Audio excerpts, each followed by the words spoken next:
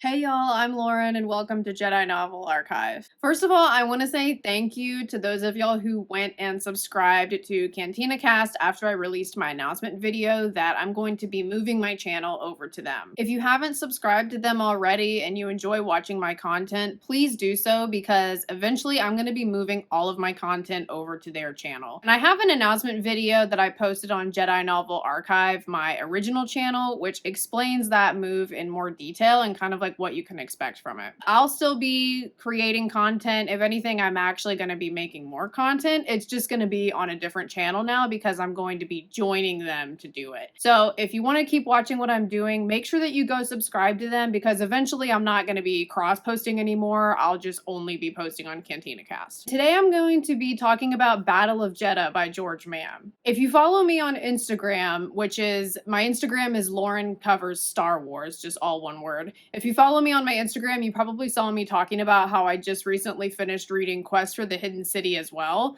So I already filmed that video. It's going to be releasing next week on Tuesday. Today I'm just talking about the Battle of Jedha because I wanted to do it in honor of the audiobooks released today. So that way this video is posting on the same day as release, which is something I'm going to be doing going forward. Keep an eye out on that Quest for the Hidden City video next week, but let's go ahead and get into Battle of Jedha. This is an audio drama, also written by George Mann, the same writer for Quest for the Hidden City.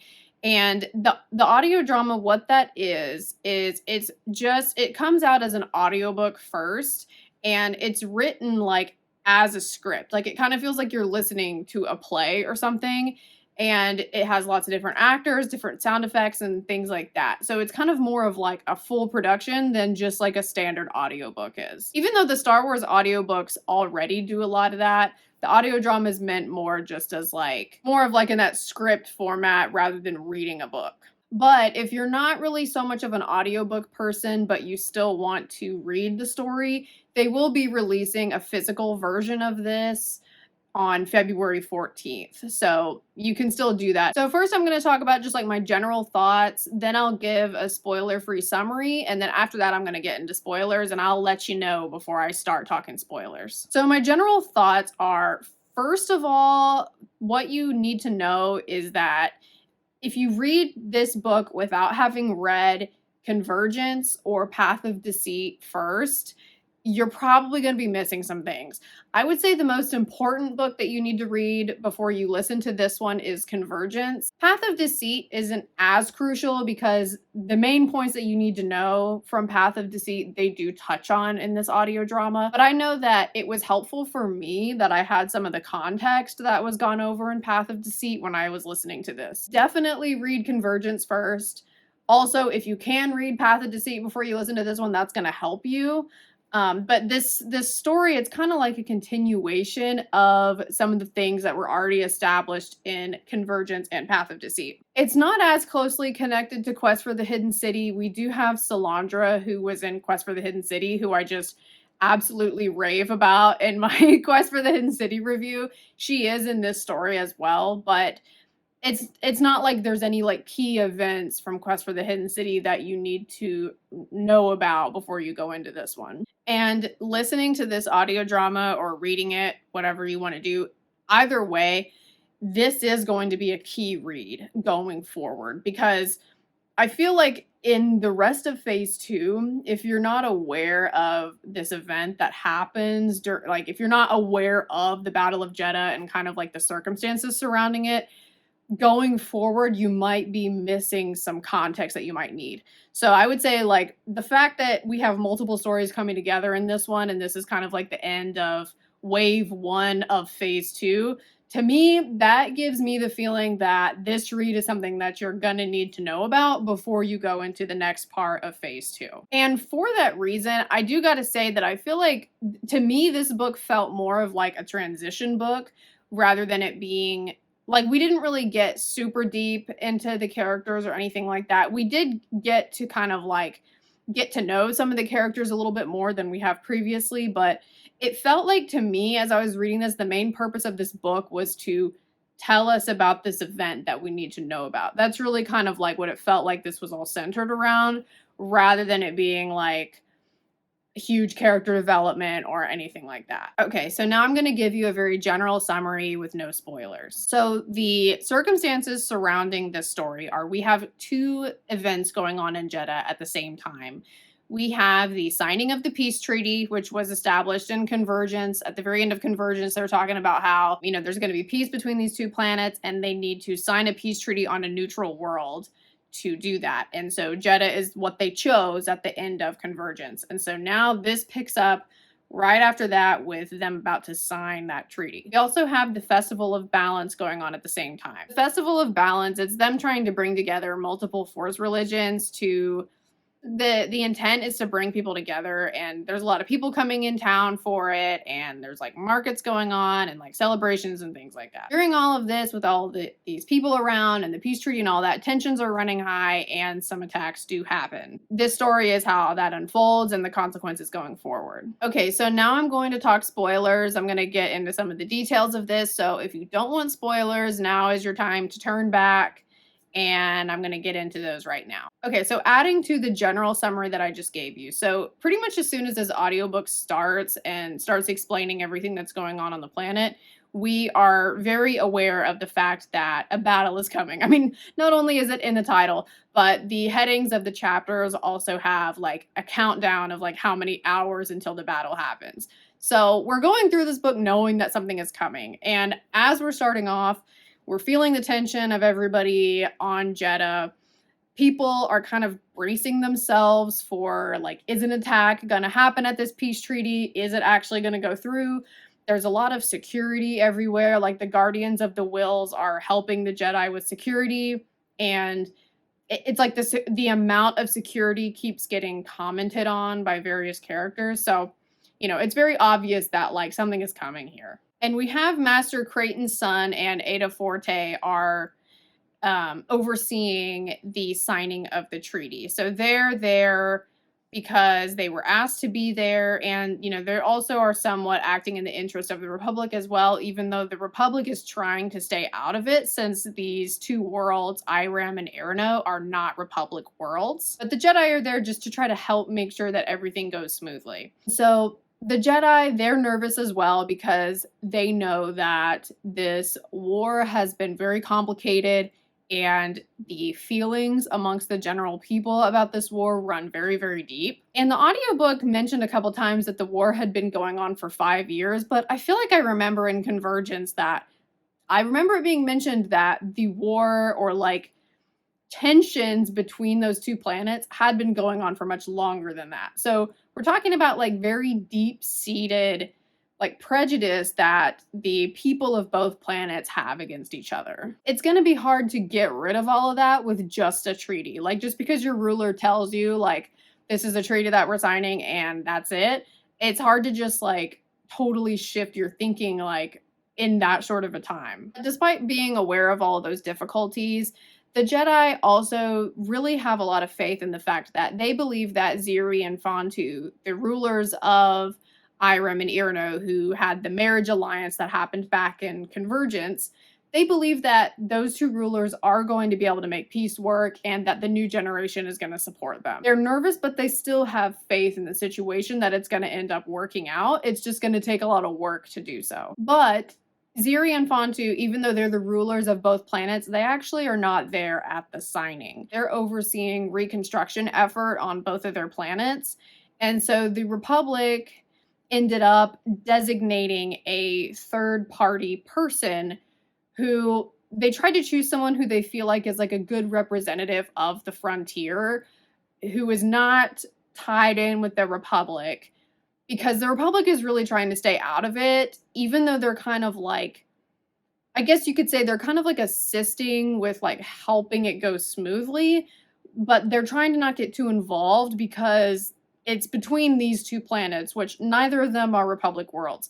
And so they designate Morton Santeca to be that person who's going to be the mediator of the treaty. Another character that we do see in this book is Gela Natai, also from Convergence, who at the end of Convergence, she decides to be a Wayseeker. And so we have like a brief check-in with her. She refreshes us on Axel's betrayal that happened at the end of Convergence.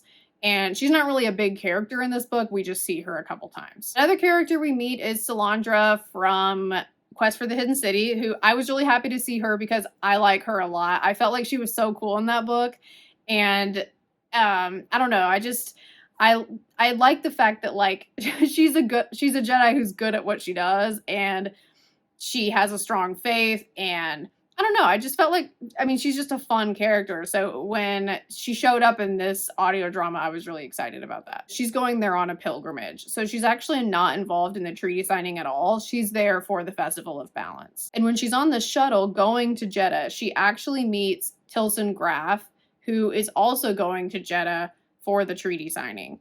So the Graffs and the Santecas, those are like the two big hyperspace prospecting families, and they're competitors. So there's going to be the Santeca there, and then Tilson Graff is also going too. We also meet Kef Sarapath, who is a member of the Church of the Force who has been assigned to help out Morton Santeca while he's there. So he's really just kind of like Morton's person, really, that is just kind of supposed to like stick with him and like help him do what he needs to do. And Kef has a very strange droid who, this droid was like, it used to be a ceremonial droid for the Church of the Force, and he somehow like got the droid, it's like kind of like a cobbled together droid, so it's not a ceremonial droid anymore, but he's like stuck in a situation where he can, like, his programming is that he can only speak in religious phrases. So it's like whatever's going on around them, the droid always has like some sort of like religious like saying to like add to the conversation. It's a very strange droid, but he's kind of funny. And Kef he hangs out at a bar all the time that he's like a regular at, which is called Enlightenment. And so we see him in a lot of scenes talking to his friends in the bar, and he's just kind of complaining about how like he feels like his life is just boring and he doesn't really have anything interesting going on. So he's just kind of like dissatisfied in general right now, and doesn't really seem to be like super connected to his role within the Church of the Force at the moment. We also see Marta Rowe in this book as well, who she was in Path of Deceit. And the Path of the Open Hand is on Jedha right now. So her plan that she ended up having at the end of Path of Deceit of wanting to take the path to Jeddah, they ended up doing that. So they're there as well. And so we end up running into them for the first time when Solandra is walking through the market with one of the members of the Guardians of the Wills. And when she's there, she ends up coming across the path, and, you know, they're there giving out flowers, which they call gifts freely given. Although, as we know by now, that pretty much nothing from the Path of the Open Hand is actually freely given. You take something from them, you end up in their debt. As we saw in Convergence. They're in the market giving out the flowers, and Solandra has like a confrontation with Marta because one of the little girls wants to give Solandra a flower, and that ends up not going well because Solandra's a Jedi. And now that we're seeing Marta again, you can tell that she has changed. She's not quite so like timid and meek anymore. She's much more confident in her role, and she's really taken more of a direct role in the Path of the Open Hand now. Like, even at one point in this book, the mother even refers to her as her guide. So she really has like much more of an influence now than she did before. And we also see that Solandra and Creighton, they run into each other at one point, and we learn that they were Padawans together, and they were really, really close at one time. So they end up spending some time together, seeing the sights. They end up going to the Kyber Mirrors, which is like underground. And it kind of reminded me of that scene in The Last Jedi when Rey like looks into the mirror. It's sort of that, it's that kind of idea. So like they go look at the Kyber Mirrors, and you see something that you need to see. So it could be literally anything that you see is what it sounds like. Through their conversation about the Kyber Mirrors that they're having, we learned that Solandra saw her old Padawan who actually died.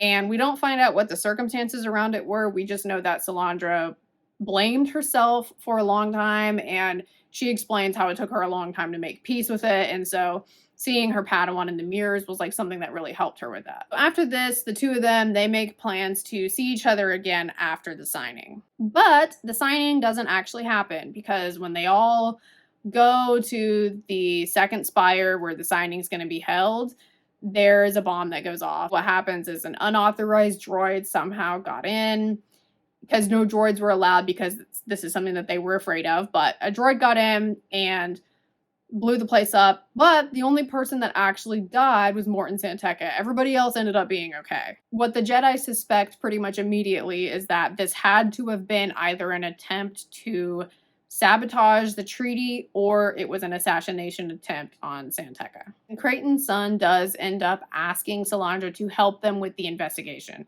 He feels bad asking her because he knows that the only reason she's on Jedha is for a pilgrimage, but the Jedi really need the help. So he asks her to help and she agrees. So once she starts going around investigating, she goes to the Church of the Force to try to get more information. And while she's there, she meets Kef, and he feels really bad about the whole situation because he feels like he was like responsible for Santeca while he was here, and he ended up getting killed. So Kef ends up wanting to help Salandra with the investigation. So the two of them are working together now. Now that Santeca is dead, Tilson Graff ends up becoming the next mediator.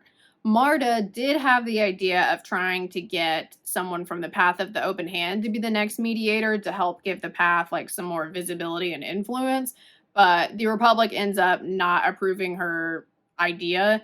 And so they end up making Tilson Graff the next mediator. And after all of this happens with the explosion, the mother and Marta are talking about how the explosion and the death of Santeca was actually the Force trying to balance itself out. So this is like a continuation of the ideas that they were talking about in Path of the Open and Path of Deceit, where like the reason they hate the Jedi is because if the Jedi uses the Force in one way to do something, then the Force has to balance itself out. And the mother calls it like finding its level or leveling itself out, which, you know, that's where the name of the leveler came from, is this concept. And Salandra does end up questioning the mother, trying to get some more info about like circumstances around the attacks and things like that. And the questioning doesn't really go that great. Like there's not really anything that comes out of it.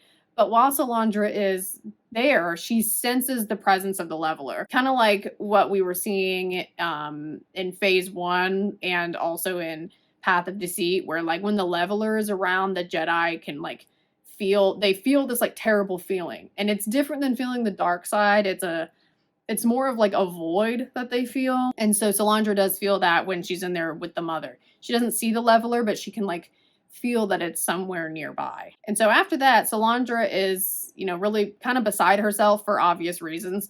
So Kef is like, let's go get a drink. So they go to Enlightenment. While they're there, they end up, there's a drive-by shooting that happens, which based on the description, it sounds like it was one of the Brothers of the Ninth Door who did it. The Brothers of the Ninth Door, they are a group of dark side users that also has a presence on Jedha. And so they wear like long black robes, and they're like really creepy. I mean, they look like what you would expect a dark side user to look like. And then after this happens, around this same time, there's multiple things that start coming together right now that are making things kind of get worse and worse. So there's a drive-by shooting that happens. Then there's a assassination attempt on the ambassador of Iram.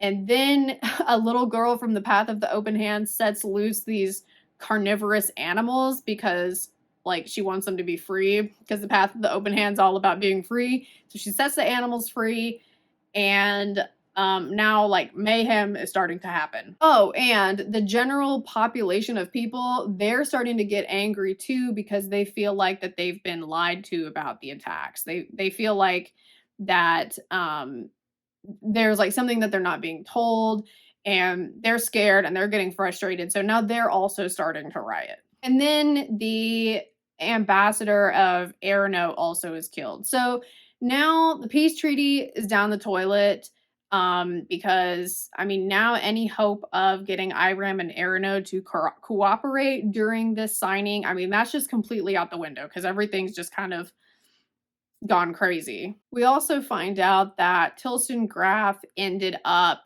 the way the attacks happened is because Tilson Graff had the Brothers of the Ninth Door start this. And we learn this in a couple of ways. So the first way that we start getting this information is Salandra and Kef, they get the footage out of P3, that's Kef's droid. and they watch it back and they see a brother of the ninth door talking to the droid that had the explosives on it right before it happened. And so when they saw that footage, that kind of explained the fact that the brothers were actually behind it, because up to this point, there were conflicting eyewitness reports about who people saw talking to the droid. And we find out that the reason for that is because the brothers of the ninth door have a certain skill, which it kind of functions like sort of like a Jedi mind trick, but they can make people see what they want them to see. So they're not shapeshifters, but like if they want someone to, it's like a type of disguising themselves, but they're only disguising themselves in the mind of the person that sees them, if that makes sense. So the brothers of the ninth door set the bomb, but the person who directed them to set the bomb is Tilson Graff. And we find out that the reason that he did that is because he wanted to assassinate Santeca. Tilson Graff is estranged from the rest of the Graff family, and he felt like if he assassinated Santeca, it would give his family a reason to approve of him again. And then he also wants the brothers of the ninth door to assassinate the Jedi that are there too. And he even says at one point, like, you can make it look like it was Irem and Arano, I don't care. So he basically has his own agenda, and he doesn't care if like he ends up starting a war to carry it out. And the reason that the brothers of the ninth door are doing all of this for him is because he's bribing them with a new temple, because their temple that they have right now like kind of sucks. And like something else about their temple too that I thought was interesting is when all this information is revealed to us, when Tilson Graff is talking to the brothers of the ninth door, when he goes to their temple, there's these vines on the wall and they're like, watch out for the vines. And at one point a vine like attaches itself to him and he's like, get it off me, get it off me. And I was like, is this supposed to be the Dren gear? Because that's like what it sounded like. So I wonder if we're gonna learn more about that connection going forward, because one of the brothers refers to the vines as like, I think he calls them like the guardians of the temple or something to that effect. So that'll be interesting to get some more info on that. So now everything's just escalating more and more. All of that crazy stuff that I already mentioned is going on. And now we also have troops from Iram and troops from Arano getting involved. And there's also fighting droids that are killing pretty much anyone they see, including Jedi, or attempting to kill Jedi. So now it's like a full-on battle going on.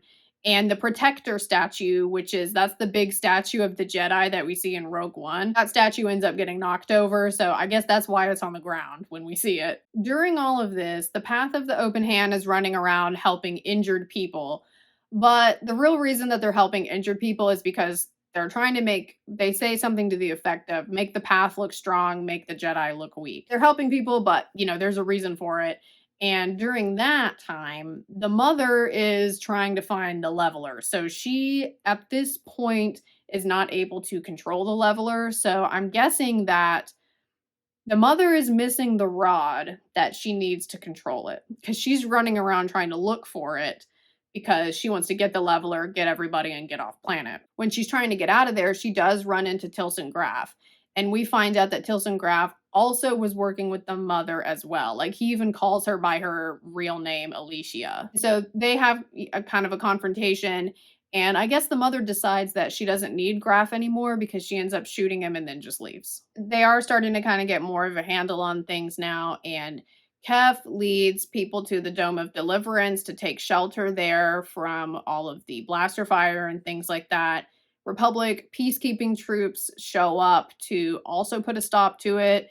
And I mean, even though the Republic was trying to stay out of the situation, it's kind of like now they had to get involved. And thankfully, since Jeddah is a neutral world, they were able to do that. They were able to send troops to do that. Creighton's son he has like a pretty good monologue near the end where he's urging peace between Iram and Irano, just emphasizing the fact that like, by doing this, you're killing each other. Like, you're really not winning anything here because you're ruining your own lives, you're ruining each other's lives, you're just perpetuating this cycle that was started for you by your rulers. Like, you're not, the role that you're playing in this is like not helpful. And so, I mean, of course, he says it a lot more eloquently than that, but that's the gist of what he says.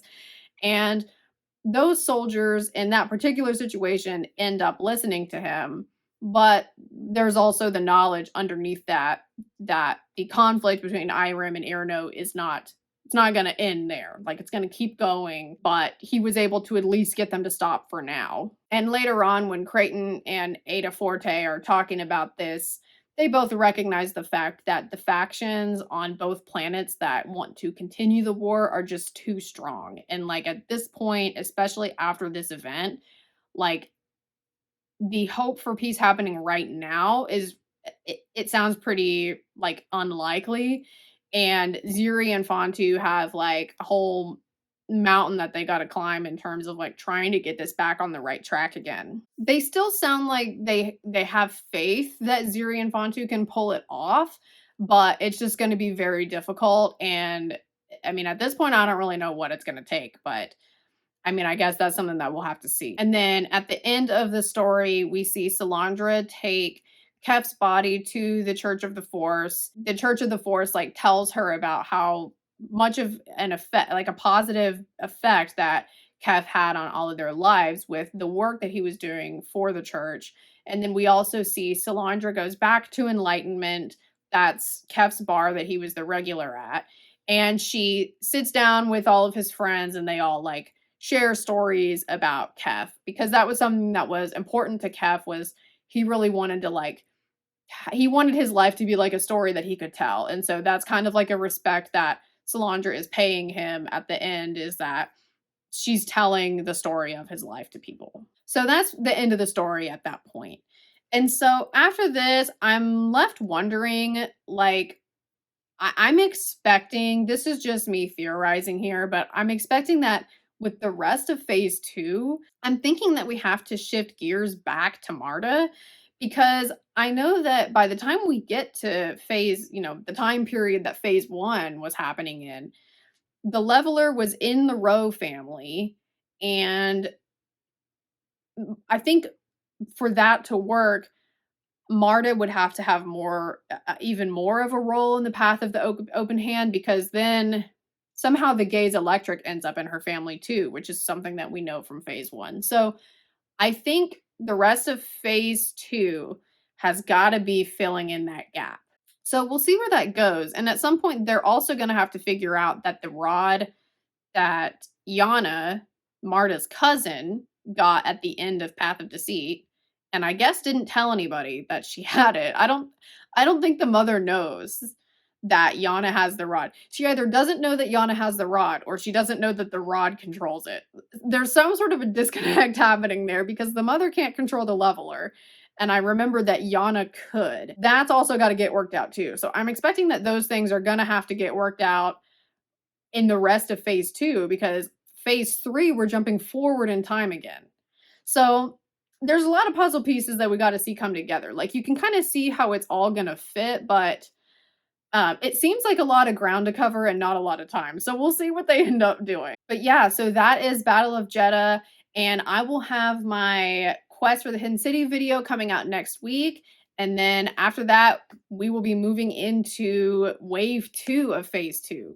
But thank y'all so much for watching. Don't forget to subscribe to Cantina Cast's channel if you want to keep watching my content in the future for when I fully move over to them soon. And I hope y'all have a great rest of your day. Bye, guys.